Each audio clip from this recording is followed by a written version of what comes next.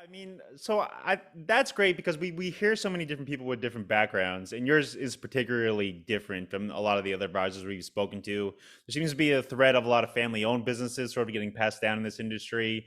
There seems to be a lot of people, second career people, which kind of is what you are with for us. But to come from an MBA background, to come from a background in investment banking, I think it's something super unique to the travel industry. Yeah, and I suppose it's helped in a lot of ways too. Yeah, So, I'm sure we're going to speak about that today too.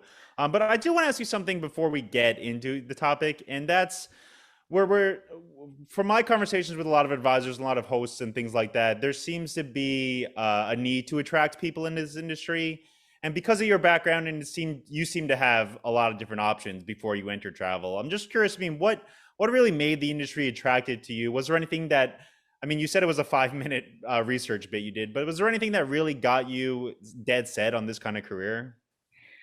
um, it's a good question. I don't think I have the exact answer you're Yeah. probably looking for. But I think, I had always been passionate about travel. And I think with millennials and even probably more so with Gen Z coming after us, that being passionate about what you do makes a much bigger difference nowadays than it did in the past.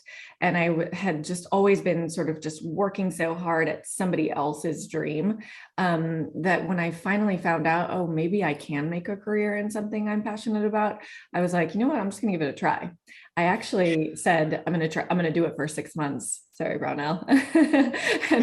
and then it'll probably fail, and then I'll go do something else, but I'll give it a shot. And luckily, because I had the business experience, I had experience working at Uber where we had amazing product market fit, like what we had to sell, our service flew off the shelves. I had also worked at another company where we did not have good product market fit, and I knew how that felt. So just within the first few months, I knew this was a service people needed and people wanted, and that like if I wanted to dedicate myself to it, I could grow in it. So I think it was just that it was my personal passion. I've been to 100 countries and all 7 continents, and started traveling when I was 14 or 15. Yeah.